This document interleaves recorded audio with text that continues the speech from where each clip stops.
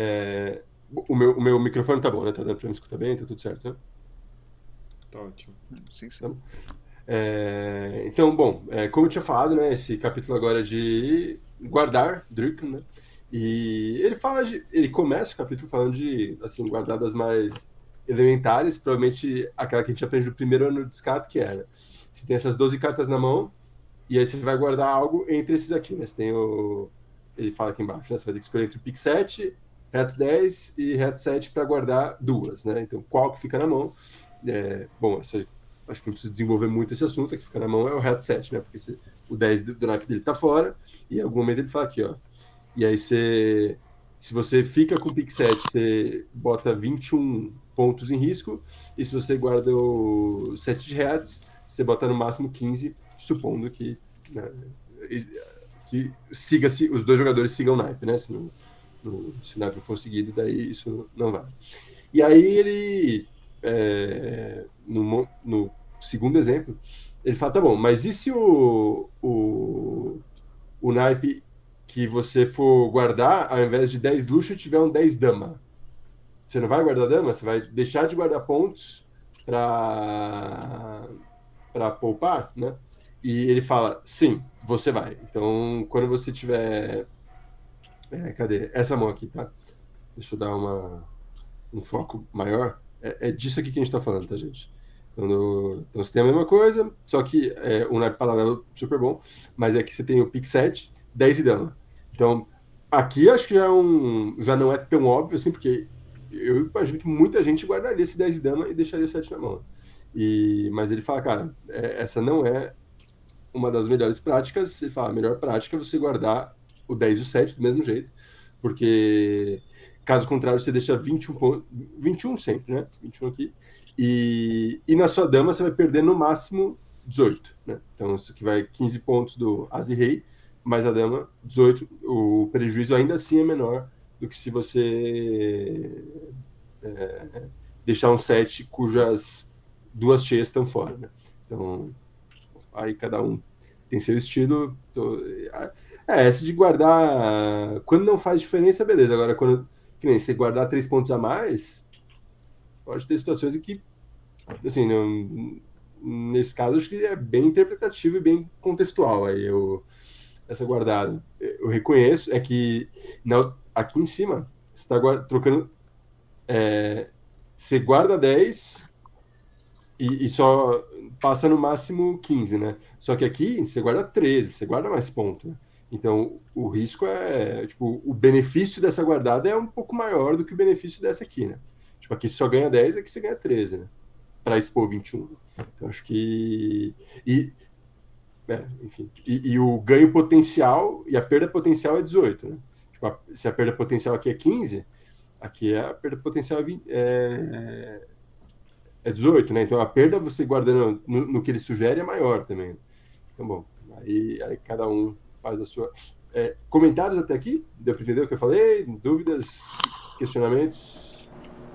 Ok, até agora ok. Revoltas? Tudo certo? Bom. Vale a gente tentar exercitar o 10 rei de dama nesse exemplo 2? Ou você acha que não faria diferente? Pô, porque eu acho que o 10 rei, né, por ser sequencial, às vezes eu ainda assim deixaria o rei na mão e faria o 10-7. Aí guardaria o 10-7. Só pra ver se a Sim. gente pode discutir, se não couber a gente continua. Não, acho que cabe a discussão assim. Pô, se você quiser desenvolver o seu ponto, fica à vontade, cara. Não, é que tem. Eu acho que o 10 rei eu tenho mais vontade de deixar o rei na mão, porque às vezes você faz esse rei, né? Essa dama aí, ela é aquela coisa, o 18 pro 21 já começa a ficar meio duvidoso, né?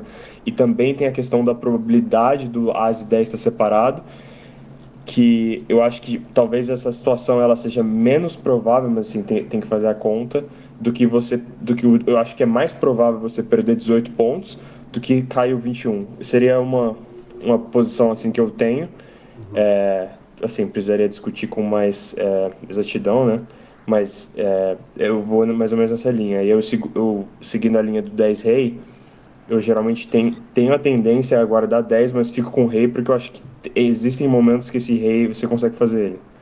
Sim, sim. eu tenho uma opinião formada a respeito, mas se Daniel e Vinícius tiverem algum comentário a fazer, aceito com alegria também. Não, eu concordo com o Gui também.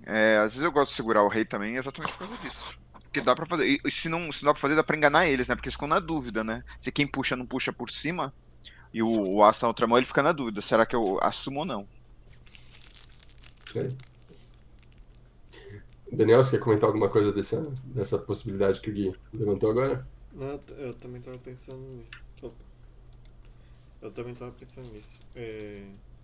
É que eu não vejo muito frequentemente acontecendo, pelo menos aqui no sul-americano, cair as e 10 na primeira vase, entendeu? Então, pra mim, não sei se. O 18 pontos parece bem provável assim de acontecer. Cai o as, você bota a dama, outro cara vai lá e coloca o rei. Esse aí é automático, não tem nem que pensar muito. Agora, se você taca o as, uma luxa, você vai colocar o 10? Não sei, talvez eu não colocaria também, entendeu? Então, Você não colocaria 10, talvez? talvez eu possa fazer mais uma vaza com aquele 10, entendeu? Será? Bom, aí eu também tenho uma opinião forte, cara. Acho que é um risco que não vale a pena esse aí. Mas aí Porque... se você tem o 10 luxa, 10 luxa, será que não guarda? Não sei. Pode ser que o cara jogou assim, sai com as black. com 10 luxa, mas aí teu parceiro saiu com as black, cara, essa é uma saída que não faz sentido, né? Pode Porque ser. pra você fazer o teu 10 depois, Entendi. né, se você tiver com as e luxa, não faz sentido. Bom, aí acho que não faz sentido. Teu parceiro vai querer te matar se você não botar seu 10 na primeira, ele repete o naipe, o cara corta e você entrega seu 10 na segunda, né? Então, Sim, com entendi. 10 luxa, eu acho que não faz sentido at all. Agora, com 10 luxa, não sei, é um ponto para se refletir, não tinha pensado nisso. No Socastube, né, onde o pessoal joga por dinheiro, já vi gente fazendo isso, de não jogar o 10 embaixo do as do parceiro na primeira, mas assim, porque assim, o meu principal, tem dois argumentos, eu acho que tem dois argumentos fortes contra isso, né? Primeiro argumento, você está deixando de pôr ponto numa vaza que é certa. Segundo argumento, você pode enganar teu parceiro. Porque vamos supor que ele tá. Que o teu parceiro tá longo de Croy. Ou enfim, do naipe. Isso, de pique, no caso. De pique. Ele sai com as, o adversário segue e você não bota seu 10. Vamos supor que ele tenha tipo 3 pique lá, você tem o 10 com 2 luxas, e ele volta.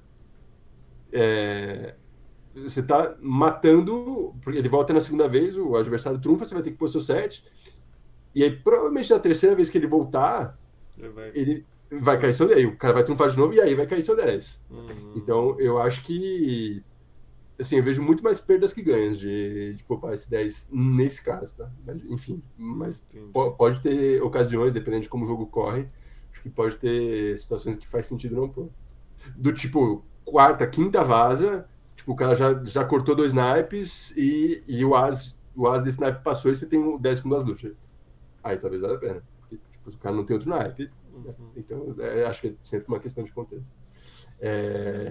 E só voltando no que nos trouxe até aqui, no comentário do Gui do 10 rei, supondo que em reatos aí fosse 10 rei e a luxa de pique, eu também guardo a luxa de pique e o 10, porque, cara, o rei, nessa posição, ele é uma posição muito forte, cara. Mesmo que você saia, porque suponha que você limpou os naipes, a primeira carta que você sai é o rei. Aqui em São Paulo, a maioria fica por baixo, ninguém leva o rei de graça, assim. O pessoal vai esperar o 10, que normalmente não vem, né? Então, em outros lugares talvez funcione menos, mas aqui em São Paulo isso funciona bem, de você ficar com o rei na mão. O pessoal normalmente não leva, se oferece, eles não levam. Né? Então, 6 e 10, acho que não mereceria tanto mais atenção assim, esses dois casos, porque eles são sim, bastante simples, na minha opinião. Né? Esse caso do Gui traz um pouco mais de complexidade, mas os que ele elencou aqui, acho que não tem muita margem para discussão. No entanto, esse terceiro que ele traz aqui, que é o que eu fiz de tema do desafio da semana, aí, é uma mão bem interessante que, cara, eu reconheço que eu já tinha lido esse livro antes, mas eu não tinha parado para ler essa explicação dele e falei, caramba, eu já devo ter perdido bastante jogo porque eu não pensei nisso, né? Então, na explicação que ele deu, né? Então, acho que é uma análise que vale a pena. Então, tá bom. Então, acho que ninguém tem uma opinião firme, mas se a gente estava discutindo, então gostaria que cada um de vocês desse seus pitacos aí do que fazer ou mesmo as dúvidas, né? Se não tem afirmações, fala quais dúvidas foram levantadas com esse exemplo sobre qual seria a melhor guardada.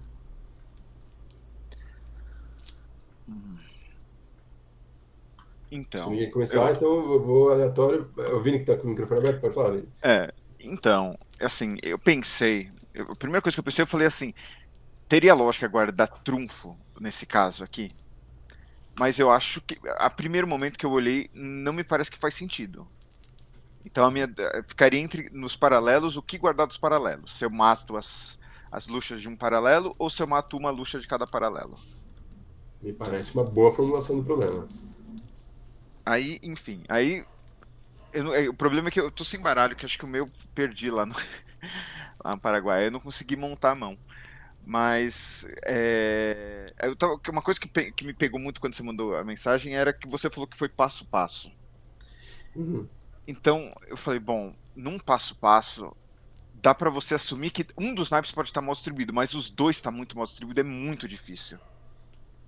Esse é um bom começo. Então... Mal distribuído, você quer dizer 4-0, ou 3-1 já é 3-1 também já é complicado, né? Mas 4-0 tem uma boa chance de até acontecer, mas certo. 3-1 também já complica a mão.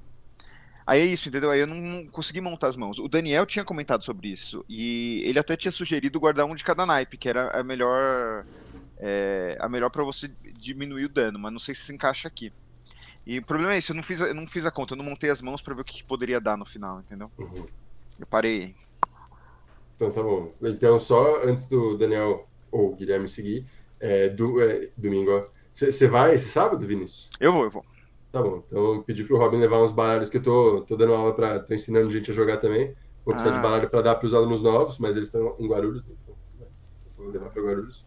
Mas aí eu pedi a mais, então, tipo, o que se você quiser, não sei se mais alguém tá sem baralho.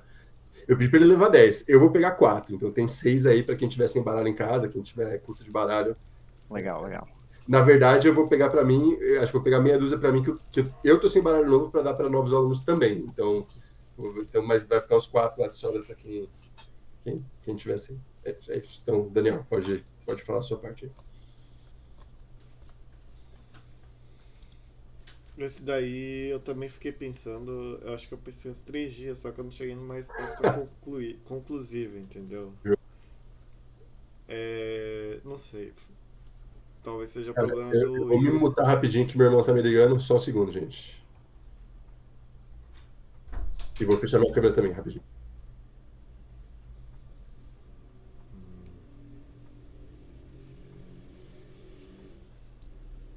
Mas então, acho que pode ir falando enquanto isso. Pode. Acho que a conclusão que eu cheguei, assim, eu tentei pensar no pior caso possível, né? Então, o pior caso possível é o cara Pronto. tem o pior caso possível, assim, bem plausível, assim, tá 3-1 no naipe, né? E o cara vai sair com o naipe que tá 3-1, né? Que é bem provável de acontecer até, né? 2-2 não é tão provável, eu acho. O Gotts acho que tinha feito uma conta lá. Ele falava que 3-1 era mais provável que 2-2, né? Então acho que é alguma coisa assim. Então, se tivesse 3-1, o cara saísse com seu naipe no 3-1, supondo que ele tem 10C e alguma coisa. Aí você vai cortar com as. Se você tiver com as duas luxas, né? Você serve 2 vezes. E isso me pareceu mais perigoso do que você ter a opção de cortar na segunda vez, né? Na segunda vez que ele volta, você serve uma vez, na segunda vez que ele volta, você corta. E não dá chance deles limparem o naipe ou fazerem alguma maracutaia que pode quebrar seu jogo. Mas aí não consegui pensar em tanto. Não consegui formular assim uma resposta definitiva, assim, falar assim, pô, eu acho que essa resposta aqui é a resposta que parece definitiva, assim, parece que aquele ponto que você chega que é imperdível, assim, sabe? Não é uma resposta absoluta. Imperdível. Nesse caso não tem. Não tem, Nesse né? caso não tem imperdível. Tipo, com qualquer uma todas as opções que você puder tomar. Aqui, eu nem lembro como eu formulei a pergunta, mas nesse caso é tipo, minimizar a chance de derrota. Não tem como você tornar esse jogo imperdível. Qualquer guardada que você faça, não tem como. Sim. Você terminou, Daniel? Você tem mais alguma Também. coisa? Então, se o Guilherme, não sei se o Guilherme tem mais alguma coisa para comentar aí. Não tenho. Tá. Então o Daniel já entrou. Se você tivesse escrito isso, talvez até te valesse a vitória no desafio, Daniel, porque a resposta vai bem por aí. Então, assim, então vamos desenvolver antes de eu vir para a explicação dele. Você estando no meio, com as duas luxas, você tem. Se o cara sair no teu naipe, não tem muitas opções mais. Você vai ou entrar com as ou deixar passar na esperança que esteja 2-2, né? Só que se você entrar com as, pode ter um problemão, porque se o cara que saiu, é possível que ele tenha saído com o longo dele. Se ele tiver outros dois, ele vai passar o 10, é o que o Daniel falou, você vai ter que seguir 2 vezes, vai cair 14 pontos, supondo que seja 10 e rei que venha dele, né? Mais 2 cheias do adversário, cara, o jogo fica muito difícil, e nesse caso, não tem como você saber, não teve leilão, não tem como você saber qual dos naipes está 3-1. Então, pode ser pique, pode ser reto, pode ser que os dois estejam 2-2, não tem como saber, né? Assim, no 4-0 aqui, provavelmente você já tá morto de partida, porque o cara... E assim, eu mesmo acho que já perdi uma penca de jogo com... E nem nessa distribuição, assim, tipo, no reto tinha, tipo, sei lá, 2 luxas, mais um trunfo, sei lá, e é perdido, cara. Se tiver 4-0, o cara sai com, sei lá, uma dama, você entra com as, outro corta, depois vem 10 e rei, tchau. Acho que não precisa nem de ponto de cheia de outros naipes. Quer dizer, precisa, né? Não precisa nem de outra vaza. Com essas 3 vazas do teu as com dama cortado, 25. Vem com 10, luxa cheia, rei, luxa cheia, tchau. Não tem muito o que fazer. Mas ele não está supondo esse cenário, né? Como o Vinícius falou, não teve leilão, então é bastante plausível imaginar que esteja pelo menos mais... o contraponto que eu falo tipo, não teve leilão, mas o jogador, ele tem em Kreutz, ele tá com 4, né? Então, tipo, se alguém tiver um Kreutz As 9 e 8 contra e jogar um naipe que não Kreutz, é exatamente o que aconteceria com ele. Então, bom, fechando esse parênteses, então o que ele fala é exatamente isso. Então, se você guarda um de cada, você vai ter uma opção de tomar a decisão quando o cara vier com a terceira carta do naipe. Então, supondo que esteja 3-1. Então, vamos lá. Então, o cara saiu com então, vamos entrar no desenvolvimento do jogo dele? Aqui. Então, o primeiro exemplo que ele traz, o cara fica por baixo. Então, o cara da frente sai com 7, você bota o 9 e o outro entra com a dama. Né? Daí eles oferecem caro, você não tem, você corta, você sai com valete, só que aí assume a mão o cara que tem pique. Aí ele tem... Que veja, pro cara fica uma posição excelente. Ele sai com 10, você cobre com as, outro trunfa, e aí eles te passam um jogo de graça em Hertz. Eu não lembro como é que tá a mão em Hertz aqui. Ah tá, Hertz é o naipe que eu suponho que ele tenha... Peraí. Nesse exemplo ele guardou...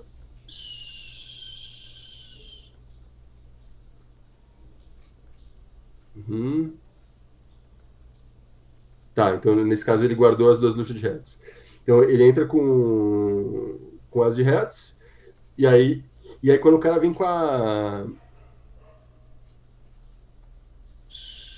Não, aí... Bom, e aí o cara ainda faz a vaza com um pique rei aqui em cima do 9, né? Cai mais uma cheia depois. Então, assim, você fica com a mão amarrada, né? Você tem, é o que o Daniel falou quando eu perguntei, tipo, você tem duas vazas certas para perder, que se o outro tiver as 2 cheias, só nessas 2 já vão 35 pontos fora em trunfo. Então, esse é um problema.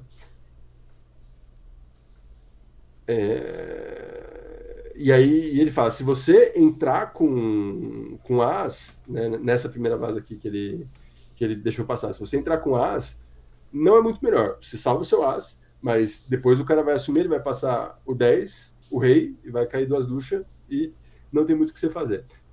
Por outro lado, então, acho que aqui embaixo que ele faz o... Aqui. Então, supondo que o cara guarda os 2 8, né? Então, o cara sai com 7, você entra com as, cai a dama que tava blanca do outro lado. Né? E aí, o jogo corre igual, o cara vem com 10, você segue com 9, outro tuxa o as, e ele fala, nesse caso, como você tem uma outra luxa, se ao invés desse caroaz o cara tuchar o Hats 10, já é um ganho para você, porque você tem outra luxa. Então, aí qualquer coisa que venha de novo, vale a pena, para você vale a pena cortar e sair com a luxa de reto, porque o 10 está fora, o as está na sua mão, a sua perda de pontos nesse naipe assim, já tem. E assim, isso é uma coisa que eles não têm como saber. Qual cheia tuchar? Se o cara só tiver, se ele tiver o 10 e uma outra que não foi jogada na mão, pode ser que ele bote o 10. Se botar o 10, ele resolve sua vida. Né? Se você tiver as duas luxas do mesmo naipe, qualquer cheia que for, é um problema para você. Né? Você não tem nenhum outro naipe paralelo. E aí ele fala, o cara vem com a Piclucha, se da forma como o jogo corre, se o jogador que acompanha tuchar, você corta, porque você não tem mais pique, né? Você guardou a segunda luxa, né? Você tinha o as e 2 luxas, uma você guardou, outra você ficou. A que ficou você já entregou pro 10, agora ele vem com o rei, e aí e agora você decide. Porque se ele tuchar uma cheia nesse rei, supondo que é o cara de trás que tá saindo e que você tá atrás, né? O cara sai com o rei, o cara do meio vai ter que tomar uma decisão. Ou ele vai tuchar, supondo que você tá com a última luxa de pique na mão. Se for esse o caso, você corta. Se ele jogar pequena, você joga o C9 fora. E você resolveu. Você resolveu esse problema com muito menos pontos para entregar do que se você tivesse ficado com as 2 luxas. Bom, é isso. Deixa eu ver se ele fala mais alguma coisa aqui antes da gente. Ah, tá. Ele fala que quando você, no caso de você. Na quinta vaza.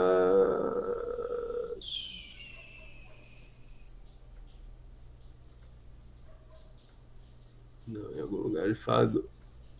Aqui na quarta vaza. Se o cara conseguir jogar o valete que ele tem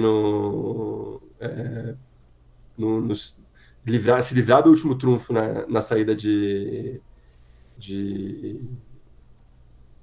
não entendi direito isso aqui. Não vou adiante porque eu não entendi qual que foi que ele supôs. Então, só pensar, então ele está supondo que a distribuição nesse desenvolvimento de jogo, ele está supondo que a distribuição de trunfos é 3-2, então desse jeito o jogo parece razoavelmente ganhável. Se for 4-1, a chance de vitória diminui drasticamente, você vai precisar de sorte. E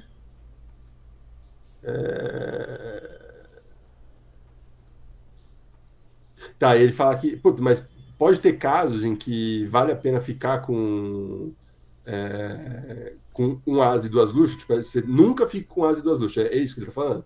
Ele fala, não. Ele fala, por exemplo, se alguém fez leilão firme até 20, então o cara tem retos longo, não tem sentido eu ficar com luxa de retos na mão. Então, nesse caso, eu vou ficar com as blank e as pique luxa, eu tô supondo que o pique tá melhor distribuído que o retos. Então, nesse caso, mas se você não tem informação nenhuma, você manter uma luxa de cada um dos as te dá mais flexibilidade para batalhar contra uma distribuição adversa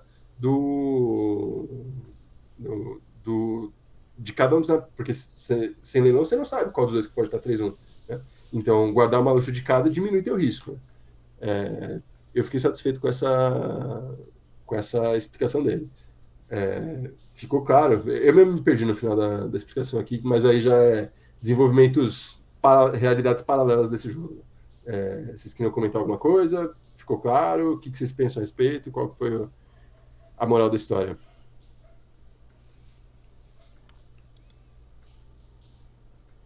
Na dúvida, o não você sempre tem, né? É que nem meu amigo falava, eu devia ter mandado a resposta. Eu tenho nada a resposta. Não, eu gostei dessa resposta dele, porque é bem esse balanceamento e esse complemento que ele colocou no final é bem esse negócio de balanceamento de informação, né? Você joga conforme o que você sabe, você guarda conforme o que você sabe, né? Sim. Sim. Então. Parece justo. Então, antes você guardava como, Aníbal? Que você falou que você perdeu vários jogos desse tipo. Você guardava duas de um Cara, naipe aleatoriamente? eu tava no escuro, velho. Eu não sei. Agora eu vi a luz, né? Agora eu vou saber te dizer os jogos que eu perdi por causa disso. Mas daqui pra trás.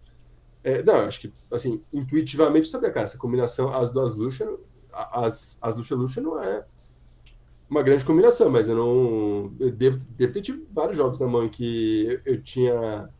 É o que a gente estava comentando semana passada, né? Quando você não sabe o que é o certo, você faz o errado numa boa, mas quando você sabe, puta, o custo de errar é maior, né? Tá, agora que eu aprendi, cara, quando você tem de naipe paralelo com as 12 cartas, né? Dois naipes, as Luxa. O que você faz? E talvez valha a pena até mudar um pouco o exemplo. E se você tiver, que aí fica até um pouco mais interessante, né? E se for as Luxa e no outro naipe as Dama Luxa? Porque o risco, com a dama você melhora um pouco da situação, né? Mas não tanto também. Então você vai ficar com. Não, acho que as Dama Luxa justifica. As Dama 9 eu acho uma combinação forte até, não é tão ruim não, eu acho. É verdade. É verdade. As Dama 7 é ruim, mas as Dama 9 dá Não, pra mas jogar. uma dama eu reconheço que. Mas, assim, eu já joguei muito jogo e com certeza já perdi muito jogo porque eu não sabia, cara. Então, e a explicação dele faz sentido. Então, você ter flexibilidade.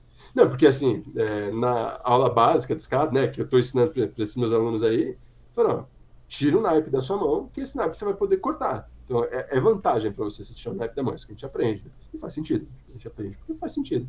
Mas tem situações específicas que talvez não valha a pena, como essa. Né? Você vai tirar um naipe da sua mão em que vão ter só 4 cartas fora, você vai ficar blanco, você vai ficar com 3 cartas no naipe que tem, sendo que 2 baixas, né, que você vai entregar, no naipe que tem 4 cartas fora, a coisa pode andar mal aí.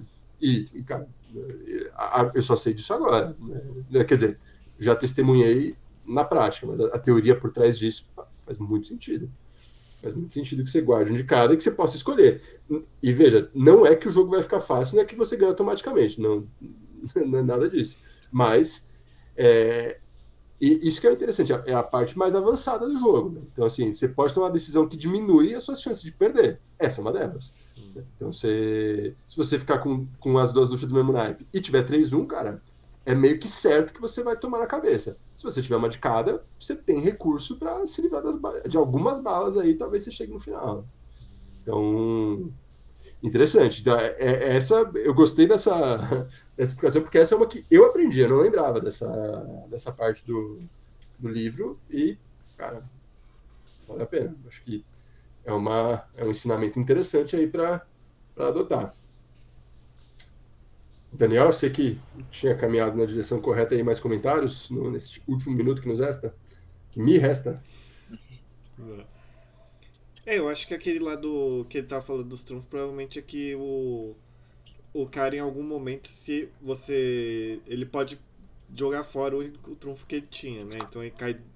Se os dois trunfos do outro cara estão. Ele pode tacar cheia dependendo dos dois trunfos que estão fora, né? É uma opção também. É uma coisa que o Robin recomenda também fazer, né? Você vê que outro cara tem um trunfo alto, você joga o seu trunfo fora, né? Você tenta jogar ele fora, né? Em algum momento. Assim, você como companheiro de jogo. Né? Isso. Isso. Sim. Acho interessante. Sim. Mas Então é isso, gente. Eu vou ter que sair. Se vocês quiserem seguir a conversa, fica à vontade. Não sei se algum de vocês tem o livro baixado aí, é só compartilhar a tela e segue.